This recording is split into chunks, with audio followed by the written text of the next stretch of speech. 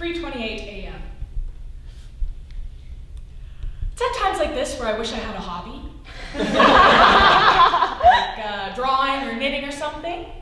You know, hobbies help to pass the time. If you don't have a hobby, then you're just left with your thoughts, and then those thoughts leave you up in the middle of the night to contemplate everything. So to combat that, I tried to pick an outfit for tomorrow, clearly.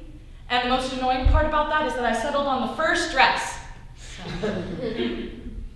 now, I have to choose a pair of shoes. My mom says that shoes are the most important part of an outfit, that they change the way you walk into a room, the way you hold yourself, your attitude, your willingness to take a risk, to run down a hill head first, like these. Well, this was one of my favorite shoes when I was 7. 7 years old, clingy, but carefree and adventurous. The clinginess really showcased with these puppies. I mean, no matter what, rain, snow, sleeping, awake, these were on my feet. And one day, my mom takes me to this park, and it's my favorite park. Mom! Mom, look at the lake! I know, dear, I know. Do you think there's any mermaids in there? I don't know. Do you want to check? Yeah! Hello, fish people! We could spend hours just looking for mermaids in that pond. Most kids would go to the monkey bars or the swing sets, but not me. No way. We looked for mermaids, we played tag, or we played fighter jets. Mom. Fighter jets. Fighter jets! All right. Last one to the bottom of the hill is the rotten egg.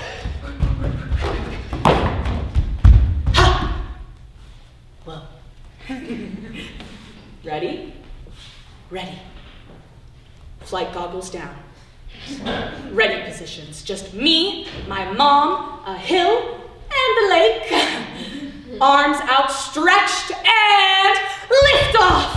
I take off top speed up the hill. My mom's laughter echoes behind me. The sun on my face, the wind in my hair, and I cannot stop as I go over the top. I hear my mom call for me to slow down, but I can't. No way, no how. The adrenaline is addicting. It's exhilarating even in... Oh gosh, I'm gonna crash. I can't stop. I'm gonna... Man! Water. My eyes sting. My lungs burn. My arms flail, my legs kick, but I don't move. Vegetation from the bottom of the lake seems to wrap itself around me, like it's dragging me down. Someone's hands grab onto my arms and lift me up. A breath. The sun on my face. My mom's concerned look. And as I finish my coughing spur, I look at her and I say, mission failed, Mom. And I'm gonna need a new jet. We stare at each other for a moment, and then we laugh. We laugh and laugh, her relief echoing with each breath, until she notices a very prominent lack of a certain something. No matter how much I cry, or beg, or plead, please, Mom, please, her decision is final. She is not getting in that lake to get my shoes. It was in that moment that I deemed her to be stubborn Susan. I wonder if leaving tomorrow morning, is gonna feel like that. Getting the news reminded me of that moment. You try to gasp for air, but you get caught in holding your breath. You try to see through the murk only to be met with stinging eyes. You try to hear your mom through your clogged, waterlogged ears, only to come to a realization that brings you back to reality. This isn't fair. No, it's not fair that I have to go tomorrow and I have to fill out the fucking forms, I have to make the phone calls, and I have to grow up. Now! In this moment! That is not fair! No way, no how! I've never been alone. I mean, not really. And the house, it just feels so empty. And if Mom was here, she would come in through this door, and she would take one look at this mess, and she would say, "Young lady, you start by picking up 5 things." 5 things. Pick up 5 things.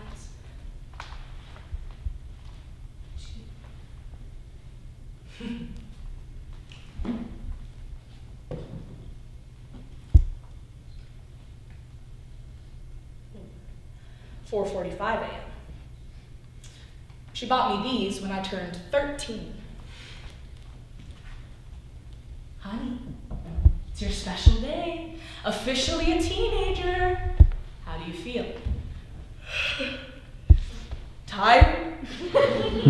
"Well, how do you think I felt after 10 hours of labor, huh?" 4:45 a.m., the doctor coming into the room to hand me my beautiful baby girl, and I was wailing and wailing. "Excuse me, this is my story to tell." "Thank you very much." "You tell it every year, Mom, and one day you're gonna miss it." Ahem. "And you were wailing and wailing, but the minute the doctor put you on my chest, you fell right to sleep. I got you something." "Oh, Mom, how could you afford?" "I picked up some extra shifts." "Don't worry about it. You deserve the best."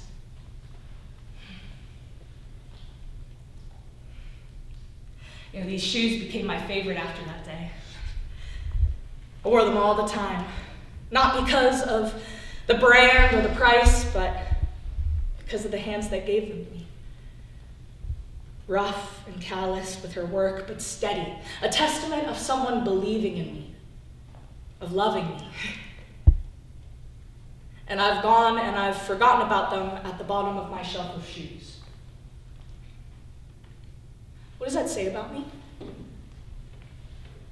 What does that say about love? That I can just forget about it? It's terrible. And it's not like me. That is not... You know, I used to tell her that these shoes had her love ingrained in every fiber. And now I can't even remember the last time I've worn them. It's like I don't even know who I am anymore.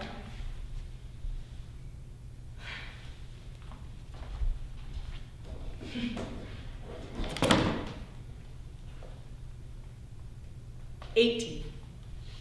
Fake ID. And these bad boys strapped to my feet because I swore they made me look older. To this day, I am shocked that no one stopped me at the door, but after a brief glance over by the bouncer, I enter the neon-lit club. The dank smell of sweat and liquor hits my nose, the bass thumping, and the feeling of these heels on the sticky club floor. Oh, immediately I am on the dance floor. Smile wide, eyes twinkling, bass thumping, and my feet hurting like hell. But as I bounce and twirl around, I stumble right into the arms of him.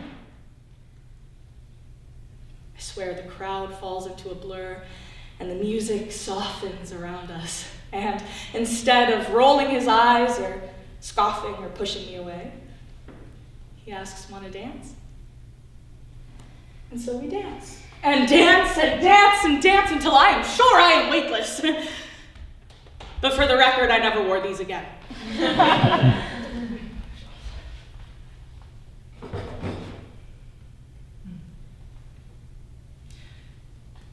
5:05 a.m. Sneaking down the stairs late at night to get a glass of water, finding my mom in the kitchen, her arms crossed, her foot tapping, her face illuminated by my phone. "Who's Max?" "Who is Max?" "A guy." "Oh. Well, what does that say?" "Read it." "Mom, please." "No, go ahead, read it." "You looked really good in that little black dress last night. Come dance on me again tomorrow night." So that's how I raised you, huh? You want to be a piece of meat for some guy? It's not like that. What's it like then? You think I don't know? You think I was born yesterday? He is bad news. I love him. Oh, you think this is what love is? This is not love. I have taught you what love is. I have made sure that you know how you deserve to be treated, and then you go behind my back and you slut it up with some guy? That is not love, that is lust. Oh yeah? What do you know about love, huh? I don't see Dad around, do you?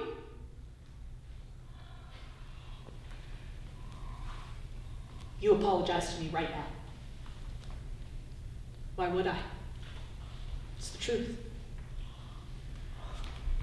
I snatch my phone, her car keys, and I leave with the shoes on my feet, my slippers. And as I drive away, I wonder, how am I ever going to come back from that? 6 a.m. 1 hour until I have to leave. And now I'm wondering if driving away from here is going to feel like that day.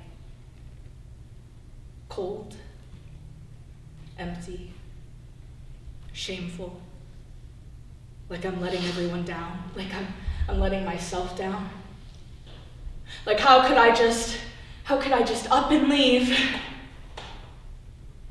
Maybe I won't go at all.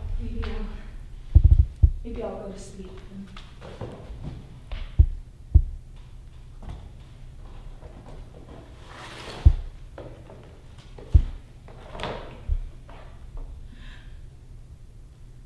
When did she?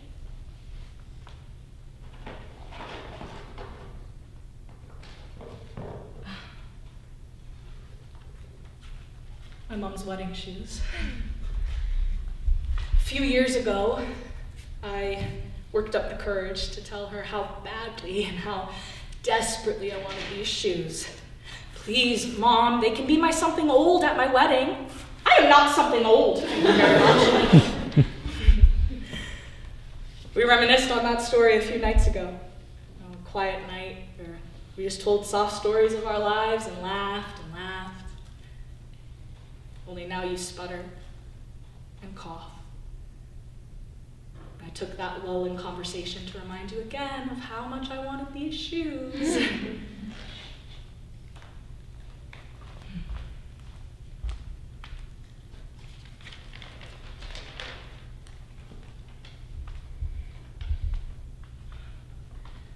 To my beloved girl, may someone bask in your light like I have all these years. May you wear these as you walk down the aisle to them, and remember that I'm watching you every step of the way.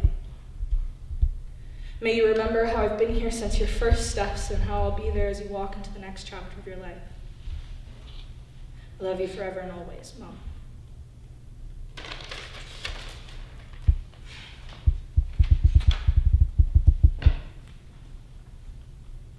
"5 years old.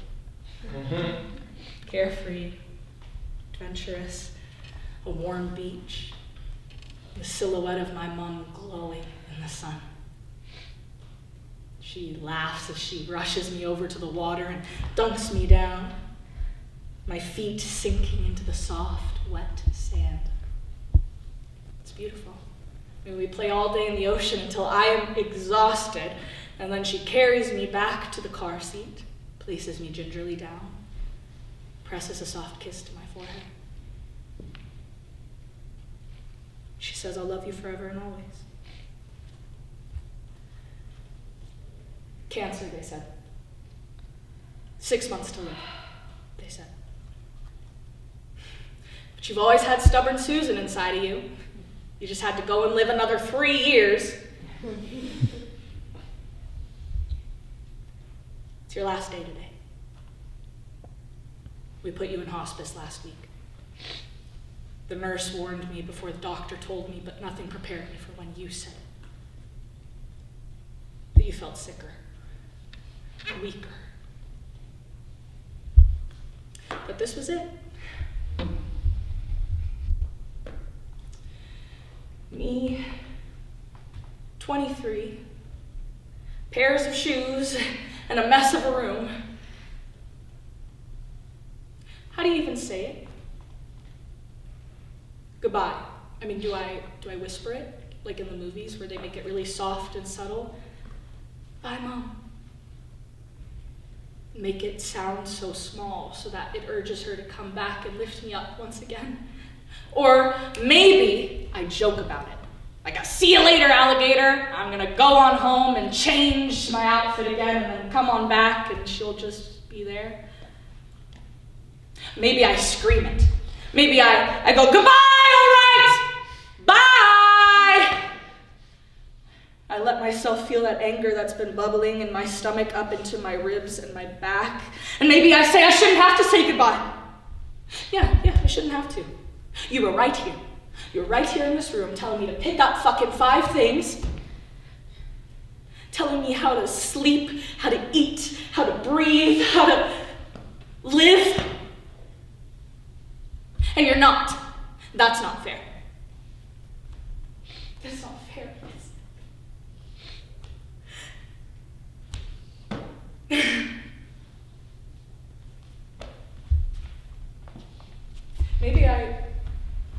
Maybe I don't say it at all.